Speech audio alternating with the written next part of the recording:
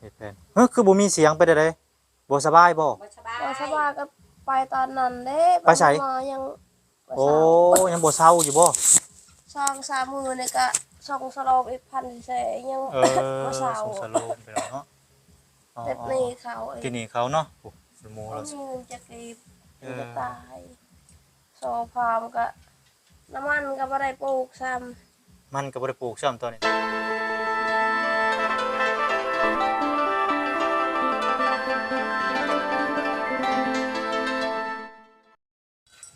น้องพี่น้องเปิดภาพมาตอนนี้ก็ต้นน้องพี่น้องเขามาชมบรรยากาศธรรมชาติแบบต้นน้องพี่น้องแบบอากาศเย็นเลยว่าจังๆเนาะนี่แหละก็คือนี่แหละพี่น้องเอ้ยก็คือเขามาหาทางไอ้คำเพชรเพิ่นเนาะก็หลายมื้อหลายวันแล้วที่บ่ได้เข้ามาอัปเดตเพิ่นว่าเฮือนซานเพิ่นเพิ่นใช้ชีวิตจังไดตอนนี้เนาะเพิ่นแล้วบ่หรือว่าจังไดน้องพี่น้องเนาะสบายดีเด้อพ่อแม่พี่น้อง FC กันเบิดสุขคนเนาะพี่น้องบ่ว่าสิอยู่ไกลอยู่ไกลบ่ว่าสิเป็นพี่น้องฝั่งลาวฝั่งไทยบ่ว่าสิเป็นพี่น้องทางต่างประเทศก็ยินดีต้อนรับเข้าสู่ช่องบ่น้อยเชียงรายคือเก่าคือเดิมเนาะพี่น้องเนาะนี่แหละพี่น้องมาฮอดจอดถึงบ้านนาทองว่าซั่นจ้ะน้องพี่น้องเนาะก็คือบ้านไอ้แก้วบ้านนั้นไปวันเพิ่นนั่นแหละเนาะแต่ว่าคนละมุมคนละภาคพี่น้องเนาะอันนี้ก็เป็นเฮือนไปเพชรไอ้คำเพิ่นปุ๊เฮือนไอ้แก้วเพิ่นก็อยู่ส่งลงลุ่มพุ่นแหละเนาะพี่น้องเนาะมื้อนี้ก็เข้ามาอัปเดตเพิ่นหัวสวนเพิ่นต้นไม้ต้นตอกเพิ่นเกิดระบ่หรือว่ามัน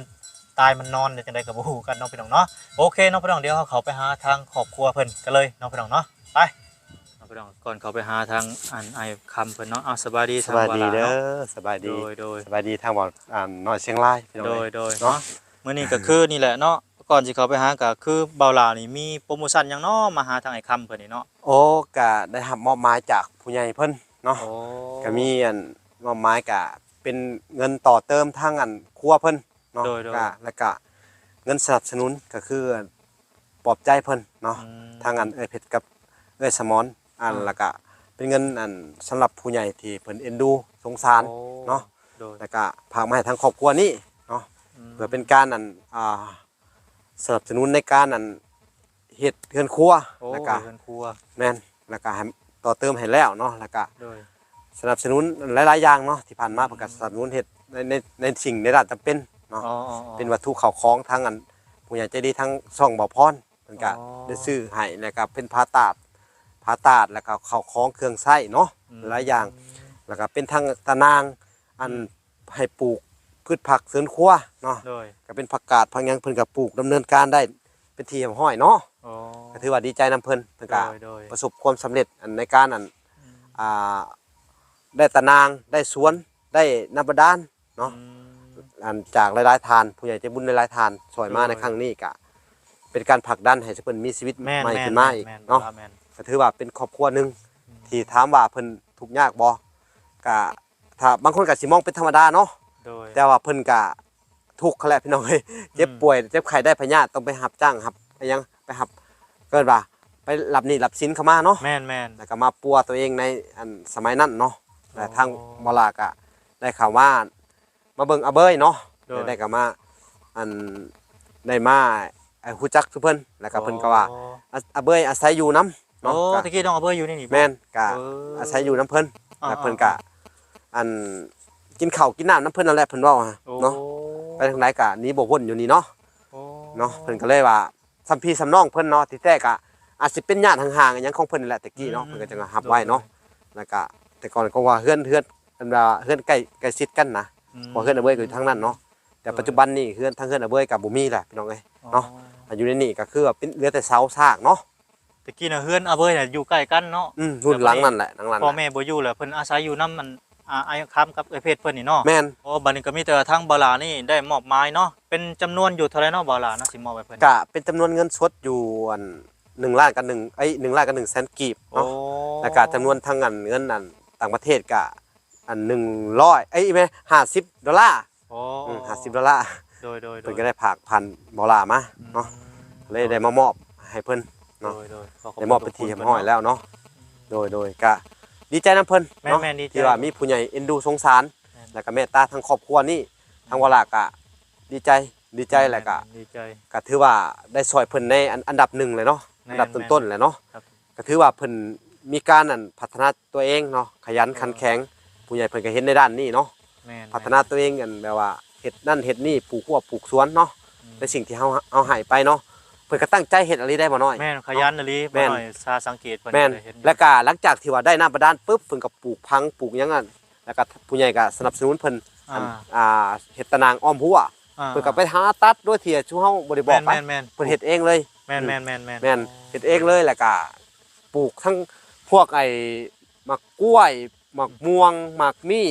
อีหยังพญาเพิ่นปลูกกล้วยพักนี่ครบเลยได้อนี่ โอ้ ขึ้นเมื่อไหร่ได้ โดย บ่น้อยใบว่าเดี๋ยวนี้ผักกาดก็ได้กินแล้วผักกาดนี่ แม่น หลังจากชัวมาตะกี้เป็นเบี้ยแดงๆเนาะ แม่น แล้วก็หมักถั่วก็เริ่มสิขึ้นข้างแล้วแต่ถามเพิ่นว่าหมักถั่วอิหยังที่เพิ่นว่าหมักถั่วพุ่มมันก็จะเอาไปพุ่มเนาะลามไปตามดินนะถั่วพุ่มนะแต่ว่ามันขึ้นข้างบ่ได้ถั่วพุ่มเนาะผู้เตี้ย แม่น บ่ถั่วเตี้ยๆนี่ ก็มีแต่ถ้าเพิ่นได้ยังมาจากปลูกใหม่เนาะ แม่นกะสิคอยมาเบิ่งเพิ่นอยู่ แม่น ประจำอยู่ดอกพี่น้องเอ้ย แม่น กะเรื่อยๆอยู่ เนาะ แม่นกะสิคอยมาอัปเดตให้อันทุกคนได้เบิ่งอยู่ แม่น สถานการณ์ทางนี้เพราะว่าบางเทื่อเฮาก็สิได้นี่แหละอันหลักๆก็ได้อยู่ทั้งอาเบยแล้วก็ทั้งอันไอ้แก้วเพิ่น แม่น เนาะก็สนับสนุนทางครอบครัวนั่นเขาก็บ่มีหยังเลยนะบ่น้อย แต่เพิ่นก็ยังว่าอาศัยมีเฮือนมีซ่านอยู่เนาะมีเฮือนมีซ่านอยู่แต่แค่ต่อเติมออกไปเนาะตะกี้มันสุกโทรมเนาะอันทั้งเฮือนทั้งอันบ่อนที่อยู่พวกกินบ่อนเดียวกันนะเลยว่าอันมาแนะนำเพิ่นพี่น้องเอ้ยว่าเพราะว่าเฮาสิดังไผกลางเฮือนมันบ่ได้เนาะ แม่นล่ะ มันก็สิเกิดเป็นควันเขม่าดำเบิดเสื้อผ้าหยังเฮา แม่นบ่ แม่น แล้วก็ อันก็เลยเกาะให้เพิ่นใหม่ซะ แม่น ก็เลยก็บอกเพิ่น อันนี้แหละเนาะก็สิเที่ยวไป แม่น เที่ยวมาในลำบากหล่ะเนาะ แม่น แต่ว่าฝนบ่ตกมันน้ำบ่เปื้อนก็สิ อืม เข้ามาหาเพิ่น แม่น เรื่อยๆ เข้ามา อยู่ อยู่แบบดิ เนาะ ทิศนึงหรือว่าหา6มื้อ โดย พี่น้องเอ้ย เนาะ อัปเดตเพิ่นเรื่อยๆเนาะ แม่น เอ้าก็มีแต่ว่าเขาไปหาเพิ่นกันเลยเนาะบ่ล่ะเนาะ อ้าวโอเค ไปพี่น้อง สบายดี โดย โดย ครับอะไรพี่น้องเนาะบรรยากาศก็มีงัวมีควายว่าสันซาอยู่ทงไห่ทงนาเนาะมีหมักม่วงพี่น้องไอ้หมักม่วงม่วงซ้อหมักม่วงต้นหมักม่วงปุ้มมาแหละม่วงกระเซนต่างๆเนาะเพิ่นก็ปลูกไว้ตั้งแต่ดึกดำบรรพ์นั่นแหละพี่น้องเนาะปลูกต้นไม้ต้นตอกบักใหญ่หนึ่งต้นม่วงก็ได้ต้องใช้ข้าวอีปู่อีหญ้าพุ่นแหละพี่น้องเนาะงัวควายก็มาหากินหมากไม้หมากตอกหากินหญ้าส่วนกับฝนตกเข้ามาแล้วฤดูฝนก็มีหญ้าป่งหมากไม้สุกล้นว่าซั่นซะเนาะพี่น้องเนาะหมักม่วงก็ซ้อล้นก็งัวมาเก็บกินพี่น้องเนาะคนก็กินน้ำกันนั่นแหละกับสัตว์พี่น้องไอ้ปลูกหมักม่วงซ้อเราก็ได้ดกก็ได้โอ้ตะตะโหควายจิโร่ควายจุดจี้เนาะพี่น้องโอ้แบบหากินแบบธรรมชาติเลยโอ้แซ่บเลยพี่น้องเนาะอาหารบ่เป็นพิษเนาะพี่น้องเนาะคือเห็นควายจิโร่นี่น้องควายจิโร่โอ้มีควายจิโร่แล้วพี่น้องเนาะออกแล้วจิโร่เฮานี่ก็ได้ตัวอาหารธรรมชาติจุดจี้นี่พี่น้องเนาะอยู่น้ำขี้งัวขี้ควายสามารถขุดกินได้เนาะพี่น้องเนาะอาหารแบบธรรมชาติพี่น้องเนาะโอ้โหคักเลยพวกควายจิโร่นี่แหละพี่น้องเนาะกำลังจัดการกันซานบ้าน2เพิ่นพี่น้องเนาะอยู่เฮือนบ่เนี่ยโอ้อยู่เนาะพี่น้องเนาะพักเฮ็ดเพียงดีสบายดีเด้อสบายดีสอบยังอันนี้ม่วงซอบ่โอ้ม่วงสุกเฮ็ดแผ่นกินก็แซ่บเลยเนาะ โอ้ย เฮ็ดแผ่นคือบ่มีเสียงไปได้ไดบ่สบายบ่ บ่สบายก็ไปตอนนั้นเด้ ไปไส มายังบ่ โอ้ เช้า ยังบ่เศร้าอยู่บ่ 2-3 มื้อนี่ก็ส่งสลบอีกพันแสยังบ่เช้า สงสารโลมไปแล้วเนาะ เด็ดนี่เขาเอ้ย ที่นี่เขาเนาะโอ้สมู บ่ เรา มีเงินจะเก็บมันจะตายโซฟามก็น้ำมันก็บ่ได้ปลูกซ้ำ มันก็บ่ได้ปลูกซ้ำตอนนี้เนาะแต่ว่าชาวบ้านเพิ่นปลูกเบิดและบ่หรือว่ายังทากหรือว่าจังได๋ คนก็ปลูกคอยก็ บ่เป็นหยัง จ็บไข่นี่ก็โอ้ เช้าขายซะก่อนจังเฮ็ดเนาะ โดย โอ้ เสียดายส่วน สิได้สวนเนาะ โดย สบายดีเด้อทางน่ะเด้อ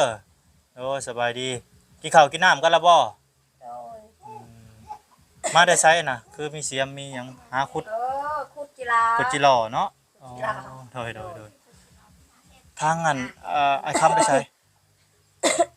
ไปซอยเขานางก็ซอยกัน ซอยหยัง กินดอง อ๋อกินดอง โดย อยู่บ้านใต้พุ่นบ่ โดยนี่ก็ เอ เสียโต อ ขึ้น อยู่นี่อยู่บ้านทางบ้านไอ้แก้วเพิ่นไปหน่อยเนาะอยู่ในพุ่นละอันได้เฮือนซานอันเฮาเบิ่ง เป็นได้แล้วเราบอกหรือยังยังบ่มีเงินต่อเติมเนาะได้ซำนี้โอ้เอาถือว่ายังแก้ไขได้อยู่เนาะแต่ว่าทางนี้โซนนี้ยังทันได้มีเนาะยังบ่มีไม้บ่หรือว่าจังใดอ๋อเอ้าหนูก็คบกันแล้วบัดนี้หนูคบกันโอ้อ๋อฮะก็ได้ครึ่งหนึงก็ซ้ำเก่าตะกี้แหละพี่น้อยเราว่าเราเฮ็ดบ่เป็นแต่ว่าเบิ่งนี่ก็งามเติบเลยเราเฮ็ดนี่ก็เนาะขนาดเฮ็ดบ่เป็นได้นี่พวกเสาเราถากเองนี่นี่ถือว่าโอเคละพี่น้อยซำนี้เนาะถึงว่ามันมิดผลบ่ฮู้แล้วพอนะถือว่างามแหละซำนี้ก็ได้มีแต่รอแต่ไม้เนาะบ่มีไม้บ่มีเงินเนาะเออทางเอ่ยเพชรไอ้คำเพิ่นช่วงนี้บ่มีเงินไปแล้วเนาะเราเป็นไข้ไปห้องหมอหลายมื้อแล้วก็ยังบ่ได้ช่วงบ่ได้เซาไม่ก็บ่มี 50เข้มละแสน เข็มละแสนบ่ โดย เออ จะบ่มีทางอื่นสโลมันทง2แสนก็แต่นี่เขา ที่นี่เขาซัก โดย อ๋อเนาะไปซักอยู่ใช้อยู่นอกนั่นนี่บ่ นี่แม่กงตานี่เด้ ซักจักมื้อเลย สองมือ 2มื้อเนาะ ไปโรงมาสร้างเถื่อ เออ ก็ซักอยู่ว่าส่งสโลมอยู่บ้านอีก ลูกด้วยซะไปใช้ลูก ไปน้ำพ่อบ่ ไปนำพ่อเบิดเลยอ๋อแสดงว่าเจ้าเป็นไข้บ่ได้ไปมื้อนี้เนาะ ว้า ไปก็ไปบ่ได้ ซอยบ่ได้ซอยบ่ได้ อ๋อไปบ่ได้แล้ว เออน้องก็ซอยบ่ได้ แม้แหละเป็นไข้ก็สิไปบ่ได้เด้แต่ละล้มข้ามหมอเฮ็ดได้ บ่ได้เด้ ออกและลูกตา ล้มข้ามหมอเขาปอกเขาปุ่นเนาะบ่ได้เด้บ่ไหวก็บ่ไปแม่นไผสัญญางมาดอกพุ่นฮะ ลูกเขา โอ้ลูกบ่ย่างมาดอกปุ๊ โอ้ยดอก อ๋อพี่น้องเด็กสิซูมเบิ่งจักเซนหรือบ่เนาะย่างมาขมุกขมุมพี่น้องไอ้ปุ๊ทั้งลูกแล้ว เวลาคอยก็เข้าเฮ็ดซอย โอ้พูดพี่น้องบ่น้อยซูมเบิ่งเนาะปุ๊ลูกเราย่างมาแล้วพี่น้องเอ้ยแต่พ่อบ่ได้มาบ่น่ะ บ่ยังซอย โอ้แต่ว่าลูกมาก่อนเนาะน่ะเนาะ โดย โอ้พี่น้องเห็นแต่น้อยๆผู้เขามีกระเม็มอยู่ซูมเข้าไปจากซีมันมืดพี่น้องเอ้ยเนาะโอ้ผู้คือหมุดนี่ย่างมาเนาะเดี๋ยวเห็นอยู่พี่น้องเอ้ยนี่ซูมเข้าไปแล้วเห็นดูอ๋อผู้อยู่บ้านใต้พูนพี่น้องบ้านในแก้วไปซอยดองเนาะอืมอยู่ในบ้านนี่เป็นไผ่หรือเป็นเคยนี่อยู่นี่ฮะ ไทย ไผ่บ่อยู่นี่เคยอยู่บ้านได้เคยนี่ เคยอยู่บ้านสังคุณละบ้าน มัน กระเริ่มบ้านบ่แม่น มิน ไก่บ่บ้าน กะ ไผ่ ลำไก่ โอ้ไก่เนาะ เตรียมมันน่ะแล้ บ้า วน ก ก็ ระเริ่มนั่นแหละ เอออ๋ออยู่นี่ละไผ่อยู่พุ่นละเคยเนาะ แล้ว อันนี้เพิ่นสู้บ่หรือมาหากันเลยในจังใดเนี่ย บ่ได้สู้มือเฮือนเรา เมียเอาไปอยู่น้ำผัวเมียไปอยู่น้ำผัวเนาะ โดย อ๋อโอเคเข้าใจละอยู่พี่อะเมียไปอยู่น้ำผัวเนาะ โดย อ๋อมีแต่ฮุบเมียมาเฮือนไปน้องไปทำเขตเนี่ยกินข้าวกินน้ำหรือบ่เจ้าน่ะกินบ่ได้วะ คิดว่าได้ บ่แซ่บเลยคือว่าอะไรเป็นไข่กินข้าวบ่แซ่บเป็นจังไง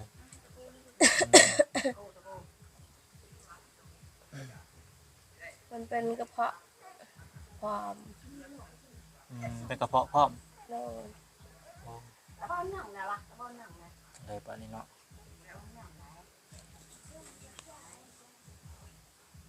มันก็บ่ได้ปลูกเนาะเจ้าบ่ได้สุเจ้าบ่ได้เฮ็ดหยังขายบ่ได้เอาหยังไปขายตลาดบ่มีบ่แนวขายบ่ ยังเฮ็ดเต่าน้ำข้าว โอ้เฮ็ดเต่า ไม่มีเงินโดยยังว่าทันได้จูด มันก็ได้โจทย์ซ้ำ เวียกกับเวียก โอ้ เฮ็ดน้ำข้าวบ่มีน้ำมันสิเฮ็ดนานี่ก็บ่มีเฮ็ดเต่าน้ำข้าวอีก เอาและคอยแก้ไขไปตัวใดทางใดหาได้ก็หาตื่มละเล็กละน้อยใส่ซื้อน้ำหมกน้ำมัน เอาลูกช่วยกัน อืม อยากได้น้ำมันอยากได้พุยที่ใส่ข้าวนี่ อืมเวลาเฮ็ดนาก็ต้องปุ๋ยเนาะปุ๋ยขี้งัวขี้ควายแถวนี้ได้ซะคอกงัวคอกควายมีบ่มันก็บ่พอแหละเนาะใส่แต่ตะกร้าได้แต่ตะกร้าแหละขี้งัวขี้ ตะ ควาย กร้าก็ใส่น้ำพุยบ่มีข่อยบ่มีหัว มีแต่งัวควายเพิ่นอื่นเนาะ โดย คอเพิ่นก็บ่ได้แล้วเพิ่นก็ใส่นาเพิ่นก็เองเนาะ บ่ได้เขาบ่ให้ แนวเพิ่น อยากเกี่ยวหนัก ไปสิให้ เขามาช่วยเราไปตลาดนอนที่เราวันเจ้าที่เราเนี่ยคือกระเจียวโลน่ะ มีแต่ผู้แหละเนาะ ทางเอื้อยทางอ้ายเพิ่นเศร้าอ้ายนี่บ่ได้ขายเป็นไข่ที่เนาะขายแต่เจ้าผู้เดียวบ่ โดย มีแต่เพิ่นมาแต่ดองบัดนี้เพิ่นก็เฮ็ดเต้าเนาะเฮ็ดเต้าเฮ็ดจักคนเฮ็ดเต้านี่ 2 คน สองคนกับไผ กับอายนต์บ้านใหม่ อืมจักสอบเต้าน่ะ มีอยู่50-60ไปขายอยู่ไสบัดไปส่งอยู่ไส อยู่บ้านสนน บ้านสนูนทางใด นี่เด้ทางไปทางแบงหั่น เพิ่นรับบ่รับซื้อบ่สอบเท่าใด เป็นโล1,700 โล1,700สอบหนึงมันได้จักโลเด้เนาะกะว่า 25โล อ๋อโดยโลละ1,700เนาะ โดย อ๋อ25โลเนาะตกสอบหนึ่งโอ้40ปลายพันบ่ได้สอบหนึงนี่40กว่าพันพี่น้อง บุ เนาะ ญ แดงให้แต่แด สิ ง เฮ็ด ให้ นานี่ก็บุญบ่มีน้ำมัน พอจ้าบ้าน มีแต่โอ้เฮ็ดจังได๋ยืมแล้วก็เอาถ่านไปขายเนาะ โดย มีเท่านั้นแหละติดหนี้เพิ่นเอาถ่านไปขายเท่านั้นแหละพี่น้องเนาะเป็นไดต้นไม้ต้นตอกเจ้าปลูกผักนี่เกิดอยู่บ่ ก็ อ้าวน้องพี่น้องก็มาเบิ่งอันกกหมากไม้เครื่องปลูกเพิ่นเนาะพี่น้องนี่พี่น้องหมักถั่วเรากำลังสิใหญ่เนาะแล้วก็หมากนัดเราใหญ่แล้วพี่น้องแต่ว่ามันจากที่เนาะต้องได้ลกออกน้ำแล้วก็แบ่งบนแซมไปบนอื่นน้ำถอมเกิดได้เนาะอ๋อแล้วก็กบพริกต่อมาพี่น้องบ่ได้ต้นกล้วยน้องพี่น้องโอ้เราขุดควายนี่เนาะเราสิเฮ็ดหยังเด้นี่เนาะควายพี่น้องเอ้ยขุดเป็นควายต้นมะม่วงนี่เนาะอ๋อต้นมะม่วงแล้วต้นมักซิด้าหรือว่ามักฝรั่งนั่นแหละแล้วก็ผักหอมผักเสริมแล้วก็อันผักบ่แม่นผักต้นหัวสีไข่แล้วก็ต้นบักพร้าวน้องพี่น้องเราปลูกไว้ก็ลูกๆหลานๆอาจสิได้กินเราก็อาจสิได้กินแหละเพราะว่าต้นบักพร้าวเนี่ยก็ประมาณ6 ปีน้องพี่น้องสูงสุด6-7 ปีเขามันงามก็ได้5 ปีมันโดนก็ประมาณ7-8 ปีพุ่นเลยเนาะพร้าวนี่ก็ได้ต้นมะขี้ฮูดพี่น้องเนาะเราขวยเป็นขวยขึ้นมาต้องใช้สิปลูกมันน้ำแหน่บ่จะได้เด้มันเราก็ได้มันสับปะหลังแหน่เนาะแต่ว่าแถวนี้เขตนี้น้องพี่น้องบ่มีต้นไม้ขายน้องพี่น้องอันนี้เป็นต้นไม้พวกต้นกินหมากนี่ก็คือซื้อมาแต่บ้านบ่น้อยพุ่นแหละน้องพี่น้องทางบ่พรก็ได้เพราะว่าเขตบ้านบ่น้อยเป็นตัวเมืองแน่เนาะใกล้ตัวเมืองแล้วก็สิมีเครื่องปลูกหลายเบี้ยไม้ก็หลายเนาะแต่ว่าไกลเนาะพี่น้องเอามามันก็พกพายากรถใหญ่บ่มีพี่น้องเนาะมีแต่รถจักรใส่ก็ได้บรรทุกได้บ่หลายพี่น้องเนาะประมาณ10 ต้นเพราะว่ามันมีเงามีขี้ดินบอนหากมันนั่นแหละเนาะมันใหญ่มันหลายมันหนักก็เลยว่าพกพายากมีเครื่องอุปกรณ์ก็หลายเนาะพี่น้องขามาก็ได้ก็สิได้จำนวนส่ำนี้เนาะทางบ่พรเพิ่นซื้อมาพี่น้องเนาะประมาณนี้แหละพี่น้องเอ้ยเดี๋ยวบ่น้อยก็สิขึ้นไปเบิ่งเฮือนชาติเพิ่นก่อนเนาะเฮ็ดฮอดกันได้แล้วพี่น้องเอ้ยเนาะนี่แหละน้องพี่น้องเฮือนชาติกี่แต่ก่อนทางบ่พรเพิ่นก็มาช่วยเหลือเพิ่นเนาะพี่น้องเนาะโอ้ไปช่างดามไปช่างเท่นเนาะดำควรบ่อีช่างอันนี้หรือว่าดำส่วนจังใดนี่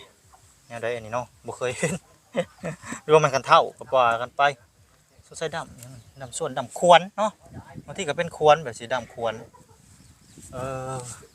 คืออยู่คือควรหมาบ่อนคือหมาแท้นี่เด้บันไดเราเฮ็ดแล้วพี่น้องเนาะมื้อหน้าบันไดเรา2 ขั้น3 ขั้นเสียวขนาดโอเคพี่น้องเนาะนี่เด็กพี่น้องเอ้ย